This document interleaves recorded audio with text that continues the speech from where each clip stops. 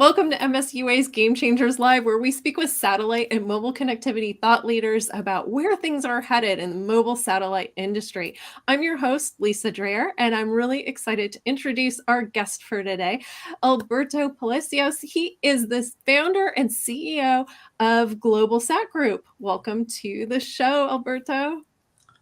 Thank you so much, Lisa, for having me here.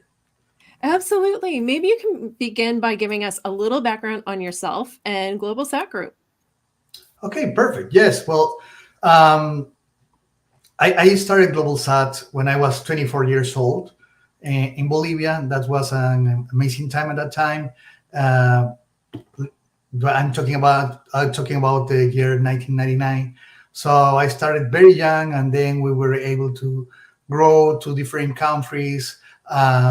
But basically, since the beginning, we were very focused in satellite mobility and IoT.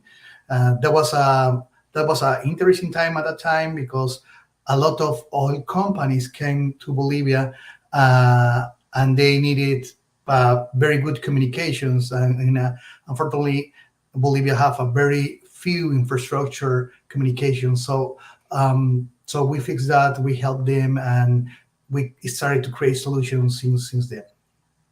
Wow, that's really exciting. That's amazing. So maybe you can talk a little bit about what is happening in terms of your company's offerings today. Okay, perfect. So um, how we define Globalsat Group? So basically, we are a platform agnostic, customer-centered mobile multinational organization with a particular focus on satellite mobility and IoT. In this role, we provide access to different markets for business partners like satellite operators, like whether if they are GEO, MEO, or LEO. We do this with a strong emphasis in local presence through the Americas, which means personalized in-country expertise close to the customer. We work under a technology agnostic paradigm, mixing and matching services and hardware after carefully assessing customer needs. This model have done extremely well. It allows us to add value in both directions, and we have thus have become top actors in the MSS market and IoT space in most of the markets where we operate. Got it. When you look at what is happening in the mobile satellite industry, obviously lots of changes and lots of like progress being made with new technologies and things like that. What trends are influencing your company direction today? Well, we are particularly fascinated with the amount of innovation that's taking place. And even through the most visible part of this massification of high bandwidth is the high bandwidth rural service, there is also increased demand for mission critical ubiquitous connectivity. Our clients are not the kind of they need what to watch Netflix. They are the kind which expects higher than 99% of availability, no matter where they are or what happens. Most importantly, they are suspects low power consumption, which is one of the most critical elements in mobility and IoT. So we focus on that as can be seen in the project which we made this year in the MSUA award. When you did your introduction, you talked a little bit how Globalsat Group started in Bolivia. What geographies are you covering today? Well, as I mentioned, we started in countries with large swaths of served territory, like Bolivia and Peru, but we extended our presences to the entire region. Most of our business involves vertical markets where infrastructure and personal safety are at the stake, such as energy, mining, banking, and tourism, and especially emergency management and logistics. We have local presence with what is important in this case with boots on the ground in the continental US, Puerto Rico, Argentina, Bolivia, Brazil, Chile, Colombia, Mexico, and Peru. And that allows us to provide personalized value to all our relationships with our clients. We also provide a match market access for multiple business partners. Uh, we are extending right now. We are extending for award-winning, for example, the railway solution to Africa as we speak. Basis in or everything based in our expertise. We know basically we know how to create innovative solutions for price sensitive market. That's a particular expertise that we have in our group. Wow. And you talked a lot about working with, being agnostic in your offerings and being able to mix and match solutions. What role are partners playing in this whole kind of solution development and delivery? We are very proud of the close relations that we have been be able to create with our business partners. Through our extensive local presence, optimized logistic and mesh network like organizational structure, we provide unparalleled access to markets, including local tech support, and what something that is very important is the license management. We comply with in every country we have a local license that normally that covers us to provide us a service for the next 20 years at least. This type of mesh organization metaphor means that our experts from different countries are horizontally connected. So our best human resources for each project are available through our footprint, and we are often in direct contact with our clients across boundaries. The results in a time integrate environment, which our end experience as a second to none value proposition. The results in a long-lasting client relations with a very low churn. That is great. When you were kind of mentioning some of the different use cases that you support. Obviously, there may be some less common or really unique solutions that you've provided. Can you talk a little bit about maybe a couple of those use case examples and how your clients are actually using your services and solutions? Perfect. So in this case, over the last, let's say, over the last 3 years, we were particularly focused in a railroad, in a railways. So railways for us is a fascinating vertical for us.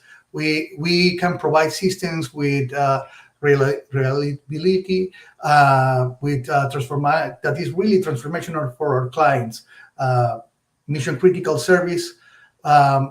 And one of the things that is very important with the railroad system is we don't only provide the traditional voice or low data communications.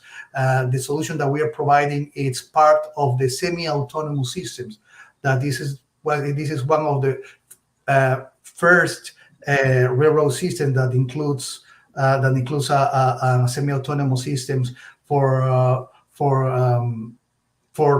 large regions that includes the satellite service provided. So basically, right now we are in a project where we will be providing more than 1,000 locomotives with service that crossing at 17,000 kilometers rails crossing the entire Brazil. So this is very exciting, and we created a lot of different solutions in order to comply with that.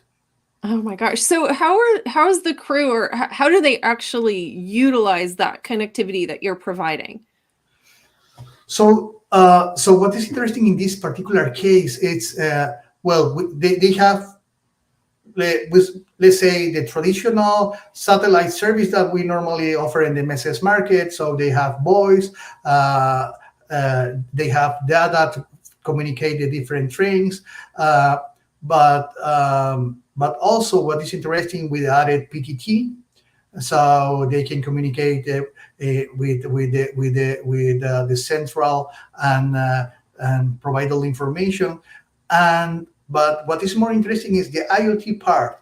The IoT part of this is they are connected 24 hours 7 with the central, and they provide information that is part of the semi-autonomous system.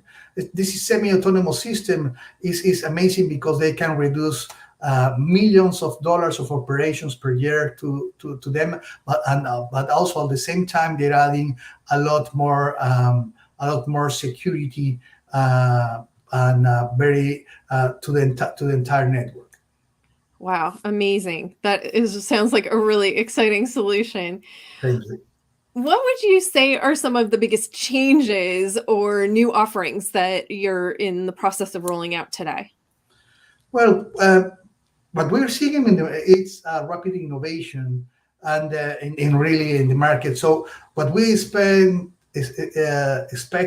is changes in the user terminals that we will probably result in smaller, lighter, and more efficient form factors with increased onboard capabilities, including multi-service and multi-orbit. This will allow dynamic context and demand-aware functionality, resulting in a more versatile, effective, and resilient user-facing experience. Great. What do you kind of see coming down the pike? If you're speaking with the user community, like, your example clients that you've talked about, what what do you want them to know about, or what do you want them to start thinking about in terms of upcoming technologies? Um, I think that the important it's they need to understand that there will be a lot of different new service available. So that's what I'm when we talk about diagnostic. We are an independent multi-carrier, so that gives us the liberty, the freedom to do the mix and match and to check different type of options and to create different type of creative solutions. What we're looking or what we're seeing on what we see in the market is that in the next years we will have solutions that cross different satellite operators, different LEO, MEO, GEO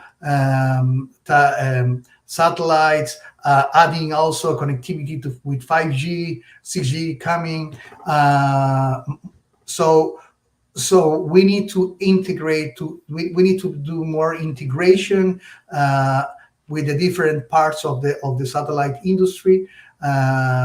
We need to create solutions that can cross. At the end, the customer what need the customer is a turnkey solution, hand basically design it specifically for their issue. So that's something that we need to focus more as industry, and of course, as Globalsat Group, we will be still doing that on the future. Great, great.